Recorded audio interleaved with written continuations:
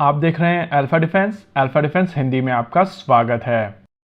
आज के इस वीडियो में हम लोग बात करेंगे इंडियन एयरफोर्स की रिफ्यूलर रिक्वायरमेंट के बारे में। देखिए, ये चीज हम सभी जानते हैं कि इंडियन एयरफोर्स की तरफ से कई बार कोशिश की गई है कि वो कम से कम 6 रिफ्यूलिंग टैंकर्स एक्वायर कर लें, लेकिन हर बार भारतीय वायुसेना की ये कोशिश कभी RFI और कभी RFP स्टेज पर आकर कैंसिल हो गई है।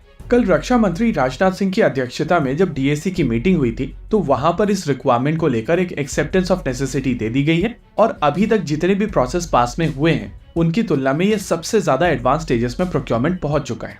थ्योरेटिकली यहाँ पर ये कहा जा सकता है कि अब ये प्रोक्योरमेंट बहुत ज्यादा समय नहीं लेगा और इवेंचुअली भारतीय वायुसेना के लिए टैंकर्स अक्वायर कर लिए जाएंगे। देखिए, इस समय भारतीय वायुसेना के पास में 6 टैंकर्स हैं जो रशियन ओरिजिन के टैंकर्स हैं और ये सिस्टम है IL-78 MKI। अब ये बात किसी से छुपी हुई नहीं है कि रशियन सिस्टम्स के साथ में थोड़ी परेशानियां रहती हैं और जिस तरीके की स्पेयर सप्लाईज रशिया की तरफ से दी जाती हैं उसको कंसिडर करते हुए कहा जा सकता है कि इन सिस्टम्स की अवेलेबिलिटी के ऊपर इश्यूज हैं। वैसे तो अगर आप पेपर पे देखें तो भारतीय वायुसेना के पास में 6 ऐसे सिस्टम्स अवेलेबल हैं, लेकिन किसी भी गिवन पॉइंट ऑफ टाइम पर ये 6 के 6 सिस्टम्स अवेलेबल नहीं होते हैं। इसके अलावा हम लोगों को ये भी पता है कि अब भारतीय वायुसेना के फ्रंट्स भी बढ़ चुके हैं। नॉर्थ और नॉर्थ ईस्ट में भारतीय वायुसेना को ज्यादा डिप्लॉयमेंट करनी पड़ रही है और इसी वजह से उनकी रिक्वायरमेंट और ज्यादा बढ़ चुकी है। 6 यूनिट IL-78 MKI के साथ में भारतीय वायुसेना पेपर पे तो डिसेंट दिखती है, लेकिन अवेलेबिलिटी और फ्रंट्स को ध्यान में रखते हुए कहा जा सकता है कि भारतीय वायुसेना की ये रिक्वायरमेंट सबसे ज्यादा अर्जेंट है। भारतीय वायुसेना की पिछली कोशिशों को ध्यान में रखते हुए कहा जा सकता है कि यहाँ पर कम से कम 6 यूनिट टैंकर्स अक्वायर किए जाएंगे। हालांकि DAC की तरफ से जो अप्रूवल दिया गया है वहां पर किसी भी तरीके का नंबर मेंशन नहीं किया गया है और इस चीज को ध्यान में रखते हुए कहा जा सकता है कि भारतीय वायुसेना की तरफ से और ज्यादा नंबर में टैंकर अक्वायर किए जा सकते हैं। हालांकि नेचुरली यहाँ पर शुरुआत केवल 6 टैंकर से होगी और उसका फॉलो ऑन ऑर्डर आ सकता है।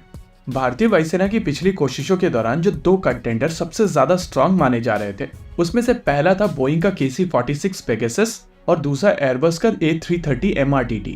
वैसे तो परफॉर्मेंस के हिसाब से दोनों ही सिस्टम कंपैरेबल हैं, लेकिन एयरबस A330 कंपैरेटिवली थोड़ा ज्यादा पेलोड कैरी कर सकता है, इसकी रेंज थोड़ी ज्यादा है, ये ज्यादा देर हवा में रह सकता है और ये ज्यादा फ्यूल भी कैरी कर सकता है। लेकिन ये जो बेहतर स्पेसिफिकेशन है वो फ्री में नहीं मिलती है। पेगासस की तुलना में MRTT थोड़ा ज्यादा कॉस्टली है। हालांकि पेगासस के पास में बेटर प्रोटेक्शन है, लेकिन फिर चॉइस एग्जैक्टली वहीं पर आकर रुकती है कि क्या आपको वो कंपैरेटिवली बेहतर परफॉर्मेंस के लिए वो एक्स्ट्रा कॉस्ट देना मंजूर है। क्योंकि अगर आप बात करेंगे ऑपरेशनल कैपेबिलिटीज की तो आपकी सभी ऑपरेशनल रिक्वायरमेंट्स ये दोनों के दोनों सिस्टम पूर्ण कर सकते हैं और ओवरऑल यहाँ पर बात आकर रुकती है कि आपकी फाइनल रिक्वायरमेंट क्या है।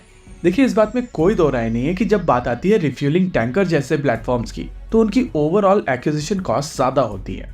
लेकिन पिछले कुछ सालों से भारतीय वायुसेना के साथ में हम लोगों ने एक पैटर्न ऑब्जर्व किया है और आपने देखा होगा कि भारतीय वायुसेना की तरफ से जब ये महंगे प्लेटफॉर्म्स खरीदे जाते हैं तो वो पुराने पैसेंजर एयरक्राफ्ट्स को मॉडिफाई करके उनको यूज करना ज्यादा पसंद कर रहे हैं, जैसा कि उन लोगों ने नेत्रा 2 के केस में किया है जहां पर एयरबस A321 यूज किए गए हैं, या फिर स्टैंड ऑफ जैमर वाला केस जहां पर एयरबस 319 यूज किया गया है।